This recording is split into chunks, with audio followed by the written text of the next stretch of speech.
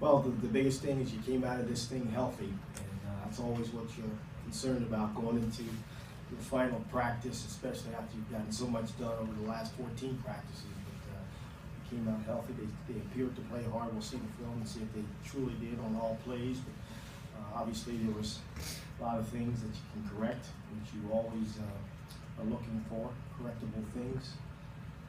Take a look at the film and see where it is. But I'm really pleased at the effort of our football team over the spring and our guys' concentration and their willingness to listen and get better each and every practice.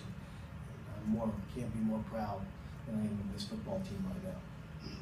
Ryan Russell had a big day today. He had probably a little bit of a matchup advantage there, but just in general, his entire spring, do you feel like he's had a good spring? You know, we challenged him going into the spring, and he has responded well. And he needs to be an impact player for us in the fall. And if he can do that, that'll be huge for us. Because if you can get a one-on-one pass rusher in your front line, then you got some great things happening for you. Coach, how do you think your team's offense compared to the second half to the first half? How did they compare it in the second half to the first half? To the first half? Well, it's hard to say. Sometimes when you take the live jersey off, things change a little bit. We'll have to look at the film and see where the execution was and where it wasn't, and then make some comparisons from that. I thought David Blau came in and did some things, sparked some things. I know you need to watch the film, but just generally the quarterbacks, they haven't been maybe as, I think should use the word productive in the two scrimmages, UConn this is a scrimmage, I guess, that we've seen. Where are they right now? And Danny Allen is your number one going into fall, right? I won't answer that, but I'll say that we had too many drops again. I think I counted 5. That's too many drops. But again, when you're mixing and matching lines, that plays a factor in all of the quarterback play. And the package was very limited what they called. I'm sure there was more on the call sheet, but they only called so many plays. So there's a lot that goes into the productivity of a quarterback in a game like that. Just to follow up on Russell, what do you need differently from him this fall than what you saw from him last year? Well, he has to. The biggest thing for Ryan right now is he has to play with a motor every single play. And if he can do that, get his 3 or 4 plays, hard plays in, and then get out for a blow and then get back in, so we can keep pressure on offensive tackles. And it should be a mismatch for him. 8 out of 12 games a year, he should have mismatches, and he's got to be able to take advantage of that and drop his shoulders and put some pressure from the quarterback's backside and front side. You probably won't know this until you actually play a game in the fall, but one of the things you tried to work on too was the transformation of attitude with your team. What are you seeing from that standpoint after spring practice? Well, I think the big thing you look at how well they run to the ball and how much energy. That's part of the attitude. But I think they're playing a lot more confident right now. Maybe it's because they're 1 year into the scheme, the system. Maybe it's because they feel better about themselves, but maybe they feel better about the coaching staff. But they're playing a lot more relaxed. I think they're making a lot more plays than we did last year at this time. But I would like their attitude. Their attitude's been awesome. Darrell, how important, you talked about your team's willingness to learn. How important is that moving forward and trying to build this program? That's critical. I mean, the 3 things that we said going into the spring is we got to live it, we got to learn it, we got to love it. And they really embraced all 3 of those things. And learning the game, you can't overemphasize that enough. Being able to understand and anticipate things that are going to happen will allow you to play that much faster.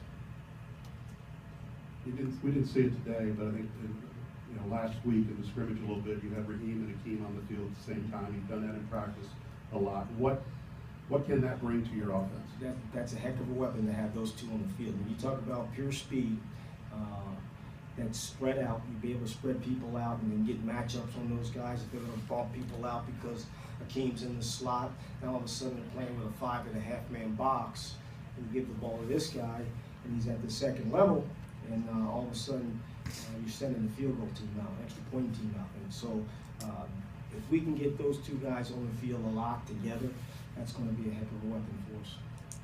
Darrell, what do you need to see from Landon Biker, obviously this fall? Like, what do you need to see from him? He's gotta be the quarterback of our defense in the back end. He's gotta get guys lined up. And then he's gotta bring a physical presence and be able to stay on the field for us for 12 games. I mean, you know, Landon's an excellent football player. He's smart. He's a great communicator back there. We need to have him on the field making those calls for us and getting guys lined up and then making plays on the ball. Raheem didn't get to show you guys very much last year after he just had moved to that new position. Would he prove something to you this spring? Well, you saw after crazy things happen. You know, Raheem goes out and he wins the 60, he wins the 200, and now he's got a confident strut in his step, and I love it. And that's the way he's playing football now. I mean, he's playing fast, he's seeing things very well, and he's running strong. He's 190 pounds or so, and he's running strong.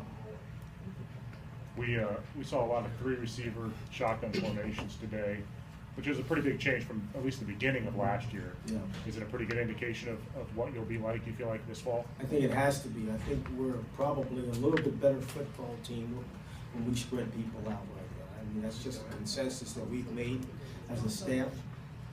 And we'll be tightened down at certain points in times, but I think we need to spread the field and give numbers matchups on the inside and running the football. We're going to still run the ball, but we'll be able to spread people out, create some bigger seams. Obviously, you mix and match on the offensive line today everywhere, but just kind of talk about their play, what you saw, what you need to see going forward. With the offensive line, like I said yesterday, I think the development of Kugler and King together. I mean, they're starting to look like really 2 good Big Ten offensive linemen. Raheem and I were just talking about on the walk over here about J.J. Prince. I mean, he has had one of the best springs, maybe of anybody on the football team. And he doesn't always look great doing it, but he completes the job. And that's all. That's what it's all about. And then you got to develop a couple other guys to get better. But we can keep getting better on the offensive line. Watch out. Let's take one more, Coach Hazell, and get some of those student athletes up here with Raheem.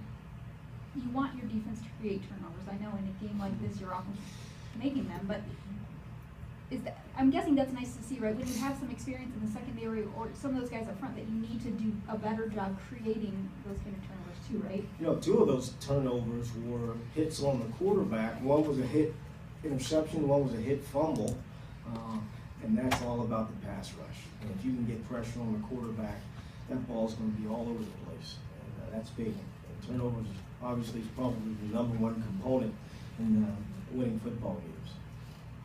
Coach, thanks. You can